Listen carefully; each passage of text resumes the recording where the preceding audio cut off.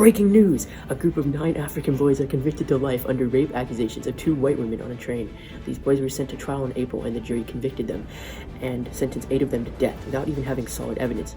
Ruby Bates and Victoria Priest accused the boys of raping them to get out of vagrancy charges. In November, the Supreme Court ruled the Powell vs. Obama case that Scottsboro defendants have been denied the right to counsel. One of the women even refused the rape charge, and yet a white jury still convicted the first defendant, Patterson, and recommended the death penalty for the Scottsboro boys. She claimed the girls made up the charges to avoid being arrested. A second trial occurred with the Norris vs. Alabama case 2 in January of next year, which lengthened their prison sentence even more. A quote from the 4th trial includes the prosecutor Hudson's, "Do not quibble over the evidence. Say to yourselves, we're tired of this job, and put it behind you.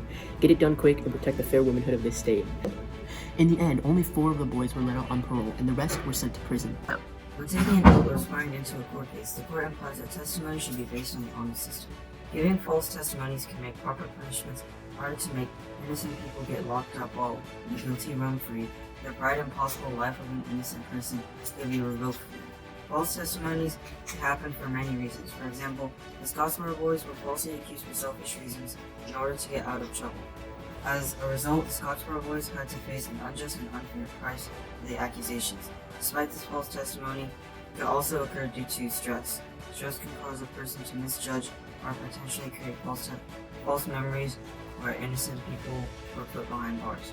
This all could be prevented by implementing consequences to discourage false testimonies.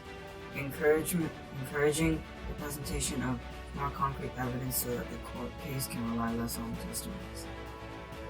You know what, Ethan? The Scottsboro boy trial reminds me a lot of the Salem witch trials. Like the Salem witch trials, innocent people were convicted for serious crimes for the era, with zero evidence tying them to the crime. The supposed witches who were accused were eventually killed. However, unlike the witches, who were murdered for their falsely accused acts, the boys were sent to prison with a combined sentences of over 100 years. The boys were eventually released and did not perish in jail. However, once they were released, since they spent crucial years of development in prison, they could not conform back to regular society.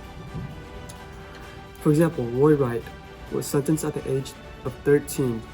After release, he later joined the army, did one tour, came back, saw his wife with another man, murdered her, and shot himself. Another man, named Olin Montgomery, who later developed a serious drinking problem. Whoa, are you crazy, Austin? You can't say that on air. You know what? You're fired. Cut the camera. We need to take this video again. Remember, if there's no evidence, don't bother using it in court.